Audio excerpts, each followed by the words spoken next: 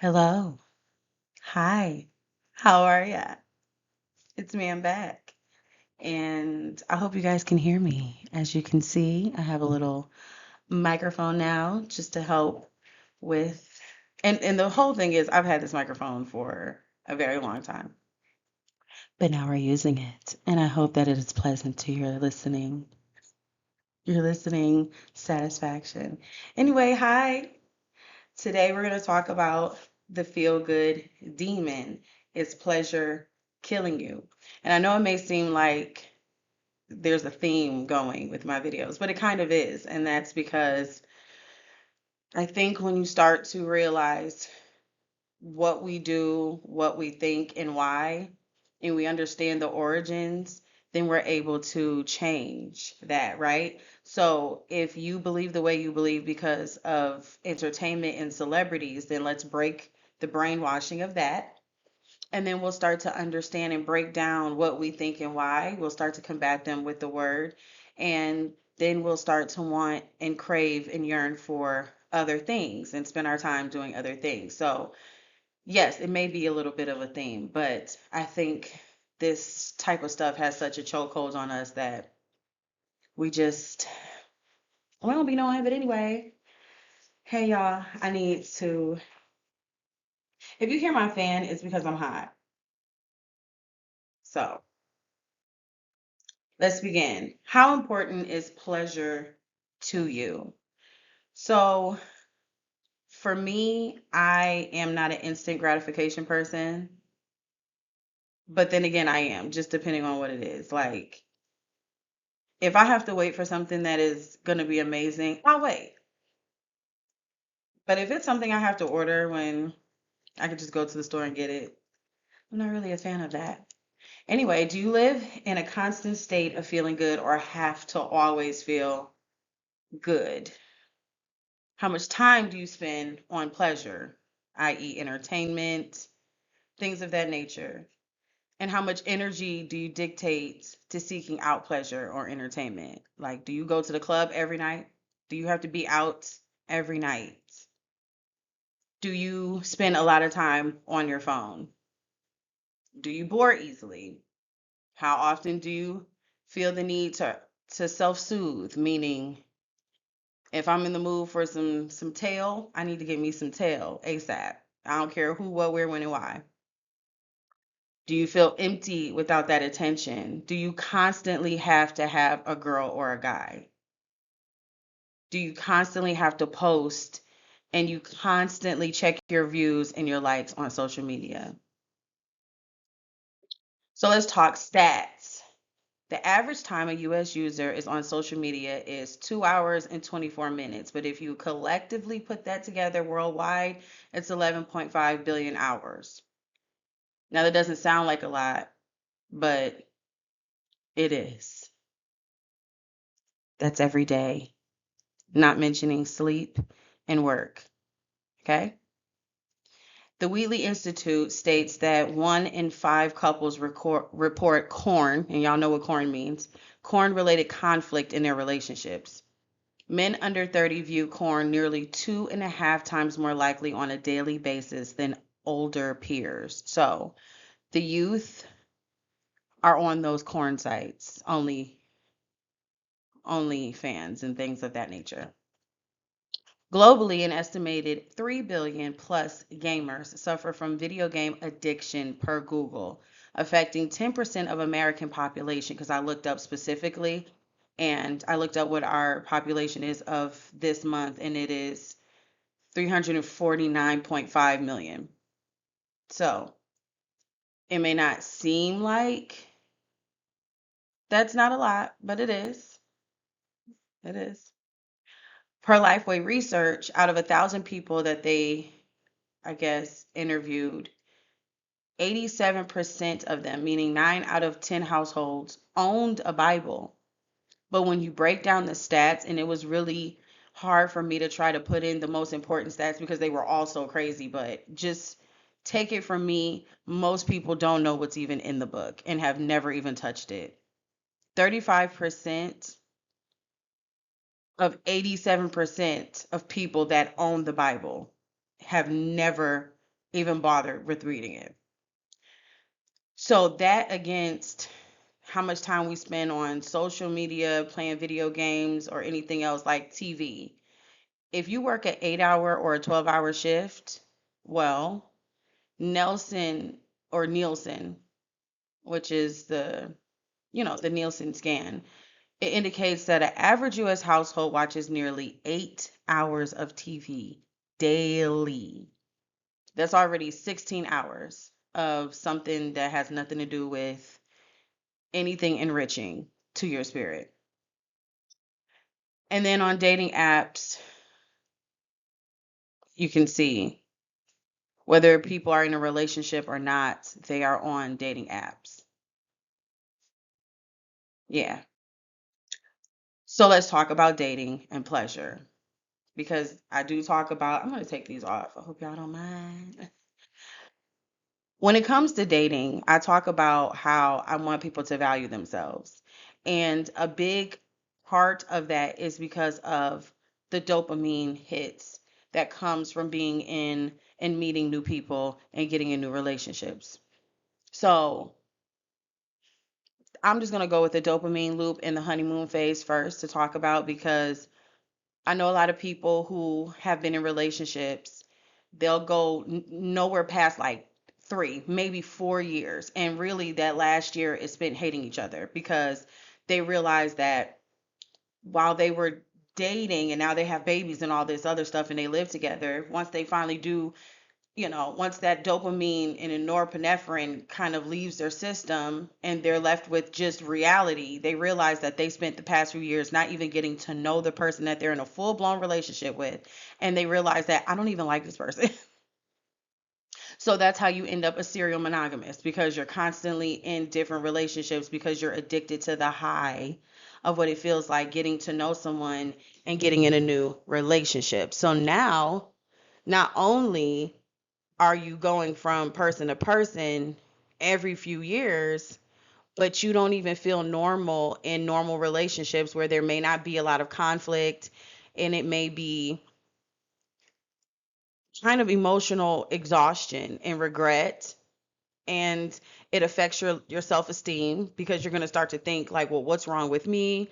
Or it affects you negatively going from relationship to relationship. That's why we hear so many people that are saying, there's no good men. That's where the red pill movement then came from because they were looking for a certain type of woman that didn't want them and was never going to want them. And so they decided to just take it out on all women. And then I didn't even put any stats up about same sex relationships because I just felt like we've all been here before. Don't make me pull the Cardi. Like they believe in open relationships. I looked at the stats. They are one of the top leading categories for people wanting to be in polyamorous or open relationships. So, as you see, polyamory is now the new thing. I know they were talking Clifton Powell, he just recently came out and I saw that he was being dragged and I didn't know why. I didn't know why until I saw a little story and I heard what he said. And let me tell you something. Just because you learn some therapy jargon, just because you learn a word or two, because you went and got help, a little piece.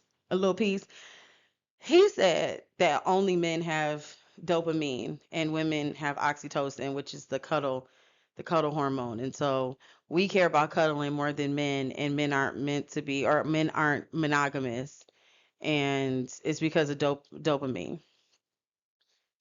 Child, y'all will find any excuse to not get your life together. So what does it sound like? It sounds like idols.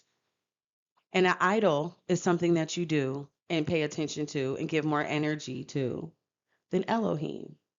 Okay? Idols of the heart are desires, comforts, or pursuits loved and trusted more than God, acting as functional masters that dictate behavior and emotions. We think whatever feels good must be right. Pleasure and happiness at all costs. You ever saw somebody in a bad relationship and they tell you, I'm happy, so it don't matter? Y'all not paying my bills, so it don't matter? If I ain't complaining, then what's the problem? He makes me feel good. I love him. Meanwhile, you getting knocked between the washer and the dryer. You calling me every week crying, but you're happy. hmm You want to know when an addict is happiest? When they're on their their DOC or their AOC. Read between the lines. When they're on their chosen um vice. That's when they're happiest. Okay. That is called idolatry. You see how quickly we fall in idolatry very quickly. It may be called something else. You can call it vices.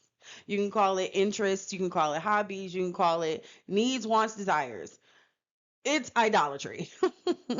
1 Corinthians 10:14. Wherefore, my dearly beloved, flee from idolatry. And in your own personal time, read 1 Samuel 15:23.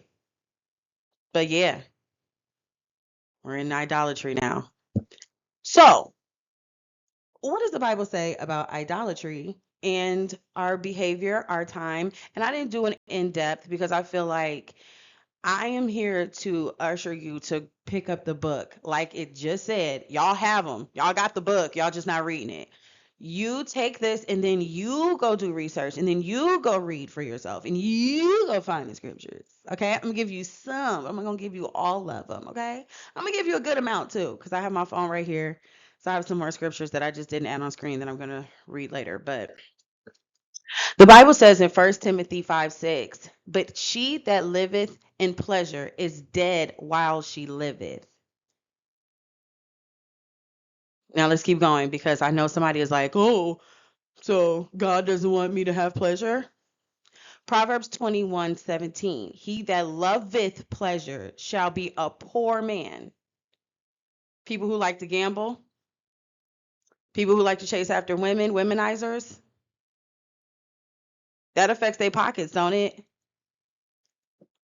People that are constantly getting girls pregnant and then they have to pay for treatments, that affects your pockets. Having more children affects your pockets. He that loveth wine, which is drunkenness, and oil shall not be rich. Again, people who have addictions and such. It's loss associated with these things. Hebrews 12:11, and I purposely did NIV so that we can make sure that you understand what this text means. I want it to be plain. No discipline seems pleasant at the time, but painful. Later on, however, it produces a harvest of righteousness and peace for those who have been trained by it. Have you ever noticed that the people, especially when you were in college, that were always on a ritual or always had some type of schedule or itinerary that were very organized and structured, they are the most successful? They were able to graduate, they were able to keep their grades up. They didn't do a lot of outside activities. Their focus was what was important to them and it wasn't partying and doing deeds and chasing after women and men.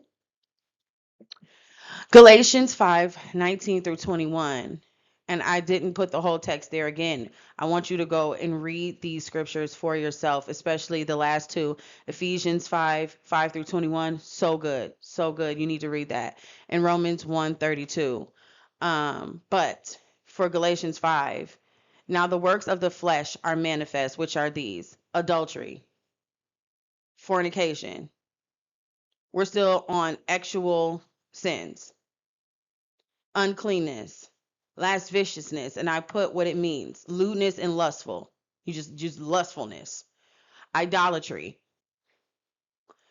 envyings, murders, drunkenness shall not inherit the kingdom of God. I'm not saying this because I'm trying to be on some punish consequence is all bad. I'm trying to say that there are consequences to anything and everything that we do.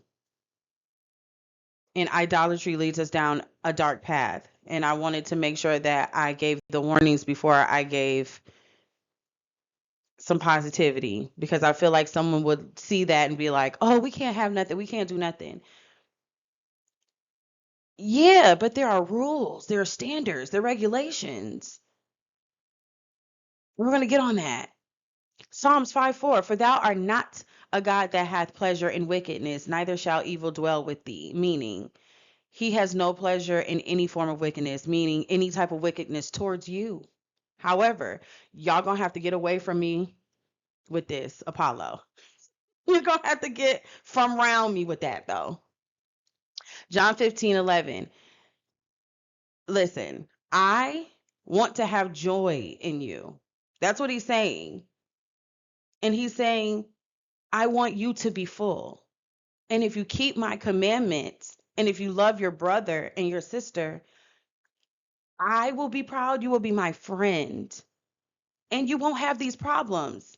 When you think about the the commandments being built on the two most important commandments, which is loving your God as yourself and loving others as God has loved you, guess what? You're not going to commit adultery. You're not going to want to covet their things. You're not going to want to lie. You're not going to gossip. You're not going to steal. You're not going to hurt them. It's not hard. People talk about the law being thrown away. What law? How? Is it okay for you to steal? Is it okay for you to lie? These things are not okay. It did not change. So if you love your brother and your sister, it won't be hard to get and stay out of idolatry. But we also have to have a spirit of contentment. We also have to understand that what's for us is for us. So we don't need to have a comparative spirit. And we don't need to put our energy and our focus on things that will wash away, that you have to put insurance on. And we all know insurance don't be wanting to pay out. Natural disasters happen every single day. People are still repairing their homes and getting their things back from the flood and stuff that happened, what, last year in South Carolina or wherever that was. There are fires in California, people losing their properties, whether you are rich or poor. Okay. Psalm 16:11.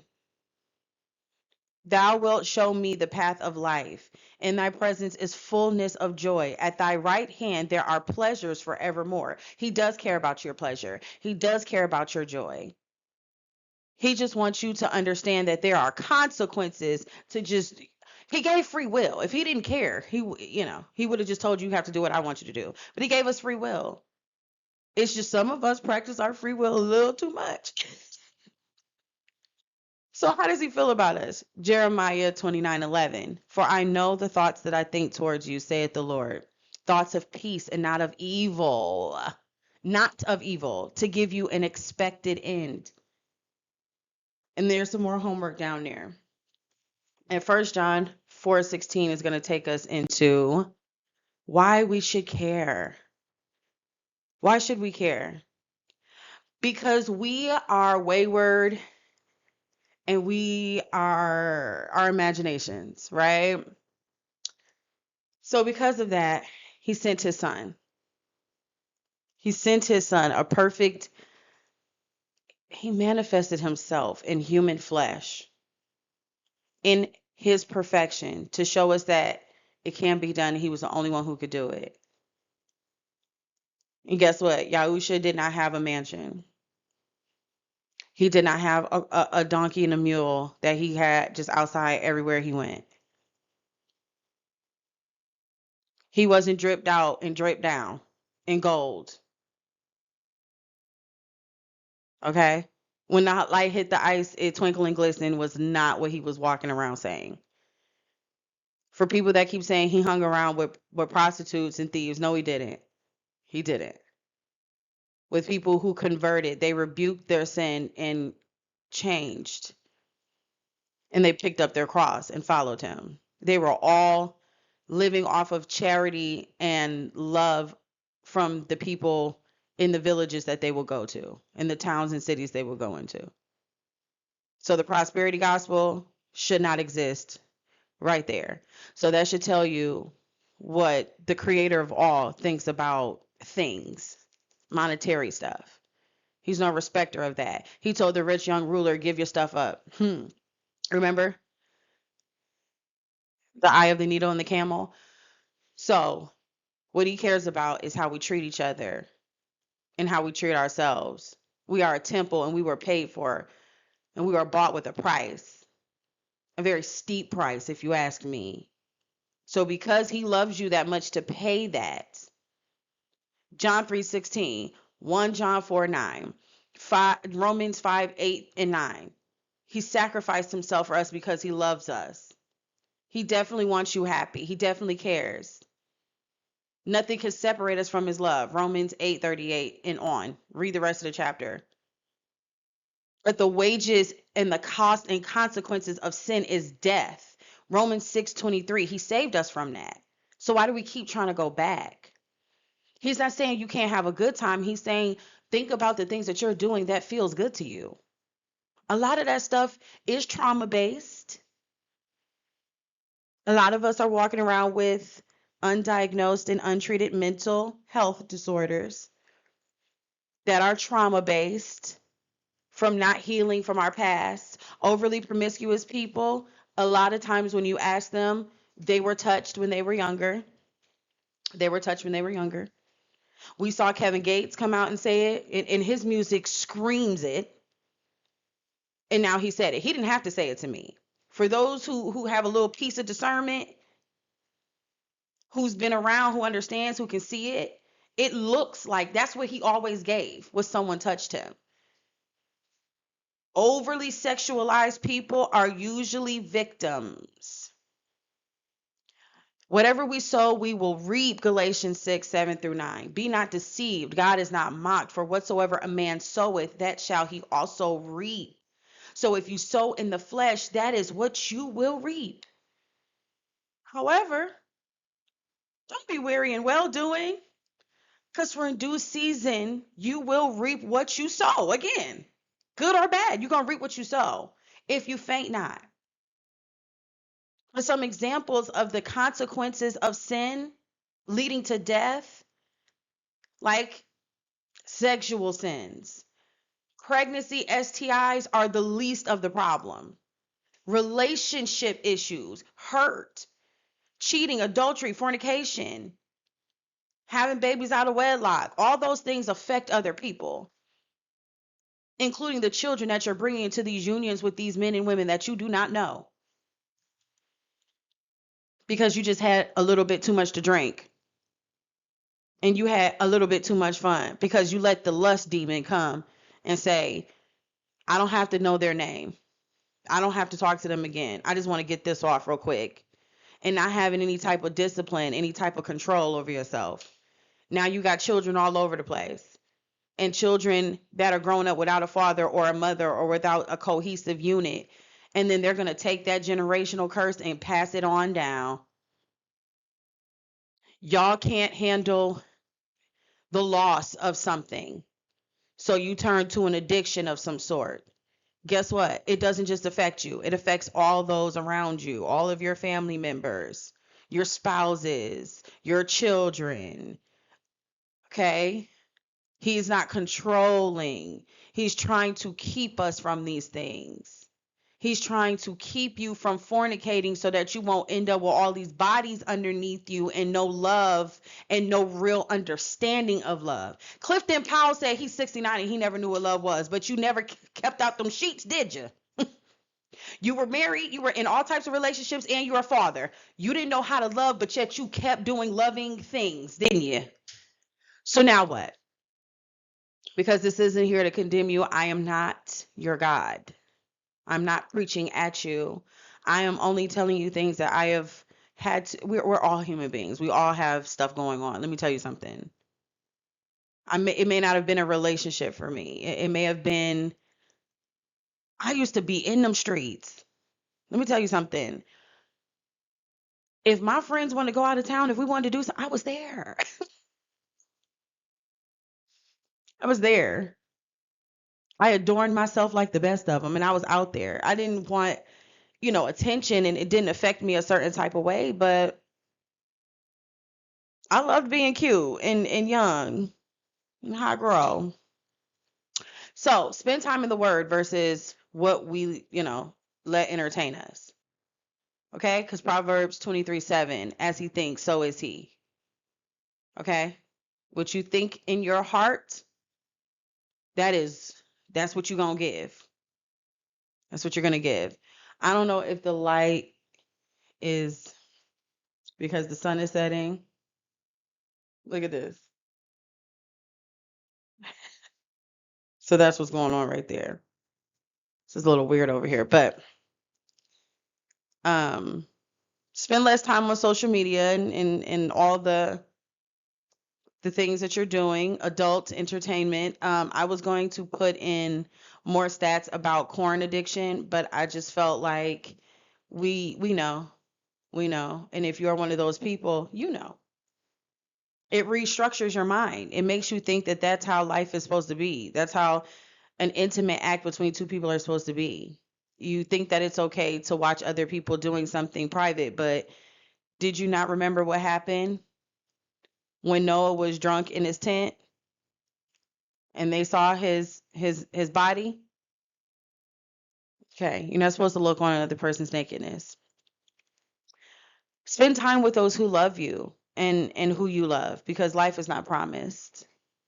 It's not promised. There are people that wake up every day that somebody didn't wake up with them.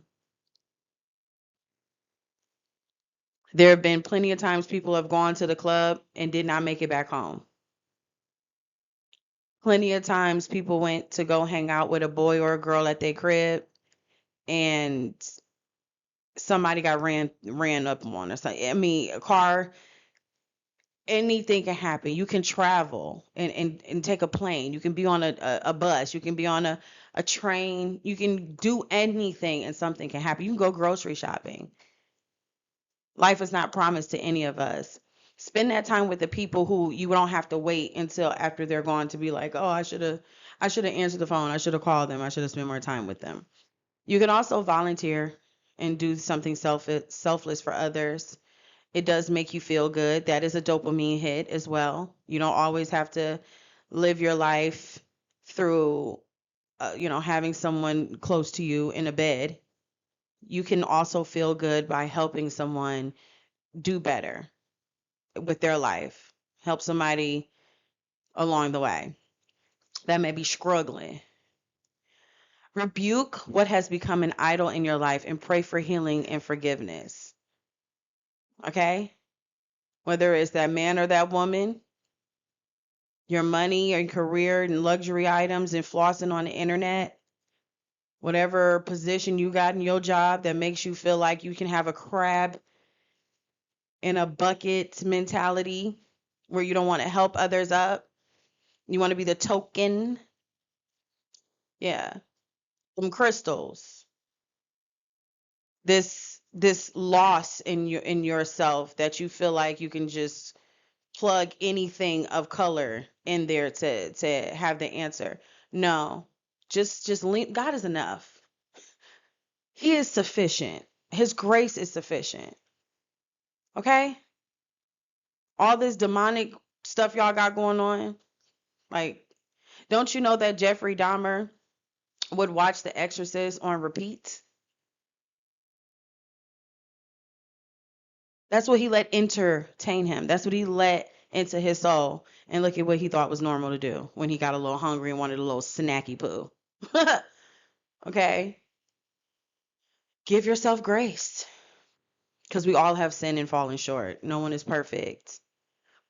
We just have to be mindful of what we let rule over ourselves and what we spend most of our time doing and how we let boredom and how we need to feel good all the time influence what we do with our time.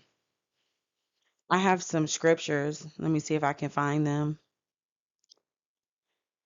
because, again, I want you guys to read this Bible. It literally is not that hard. I'm telling you, people make this walk so much harder than it is. I'm not saying that it's easy. I'm saying that it's not as hard as people make it out because people put their own interpretations on things. It's very simple if you read it. It's very simple. He doesn't mince words.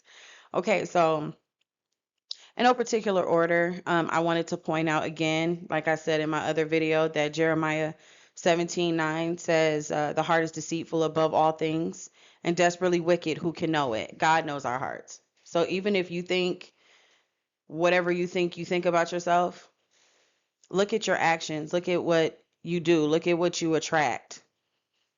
That's what's really in your heart. I'm gonna read 10 as well. It says, I, the Lord, search the heart. I try the reins, even to give every man according to his ways and according to the fruit of his doings. If that doesn't tell you that we need to be mindful of what we're doing with our time, I don't know what is going to convince you. Party is not going to be there when you have to stand and answer for anything. Beyonce is not going to save you. She does not have any place. I mean, because if she could, she would do it now, right? Y'all shouldn't be going hungry buying tickets. Should just do it free. She's a billionaire. James 1:14 through 16, but I might keep reading. I don't know. We'll see. Let's see. Um, yeah, that's a lie. I'm gonna do James 1:13 through 17. Let no man say when he is tempted, I am tempted of God, for God cannot be tempted with evil, neither tempteth he any man. Okay, let's be clear. God did not send you that lady's husband. God did not send you that convict who is going to come out and do the things to you that put him in the first place. Okay, God did not do that. God does not want to see if you can pass the bottle or the blunt away from you. That's not what he does. Okay. But every man is tempted. Everyone. So was Yahusha. He just passed. So it's possible. When he is drawn away of his own lust and enticed. Okay. Then when lust hath conceived, it bringeth forth sin. And sin, when it is finished, bringeth forth death. Do not err, my beloved brethren. Every good gift and every perfect gift is from above, and cometh down from the Father of lights, with whom is no variableness, neither shadow of turning. That made it very clear, didn't it? Like, he wants nothing but good things for us. All good things come from him. He doesn't tempt us. He's not the one that's putting us in these situations. We're doing it ourselves. Like the word says, he'll never put nothing more on us than we can bear, but we can put some stuff on us that we cannot bear.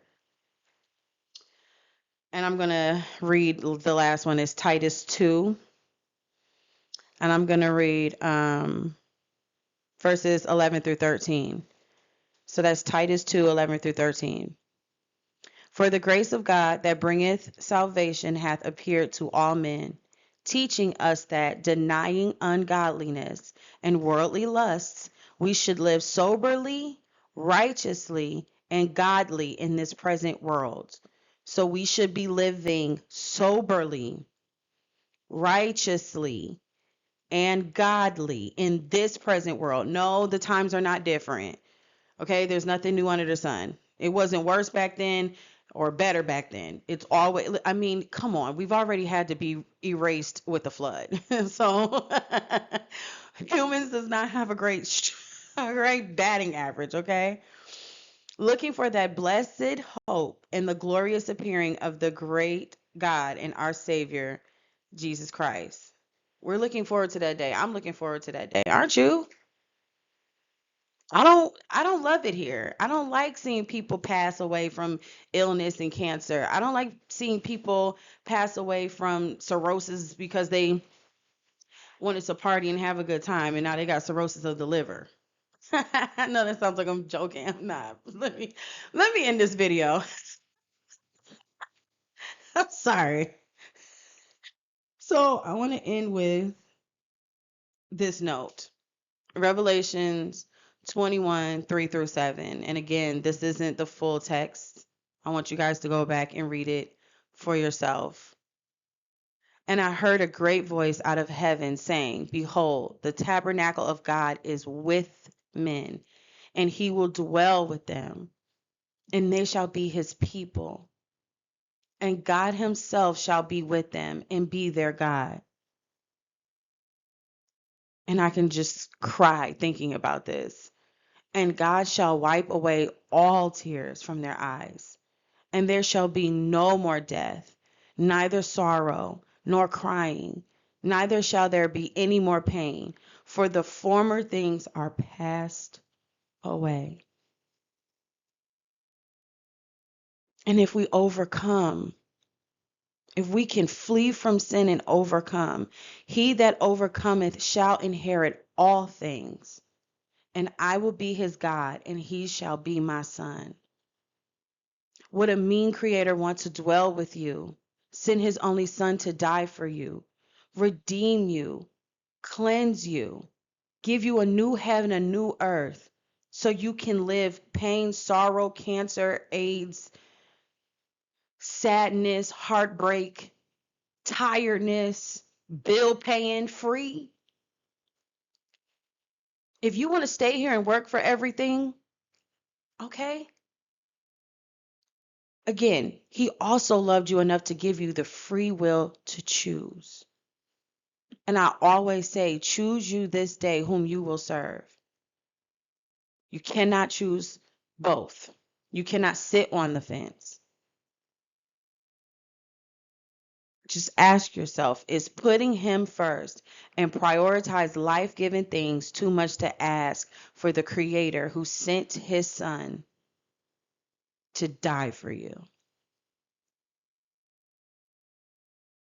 Y'all should read Leviticus too, because it's talking about like taking a shower and stuff, and it's a lot of y'all that be talking about not washing y'all legs and stuff.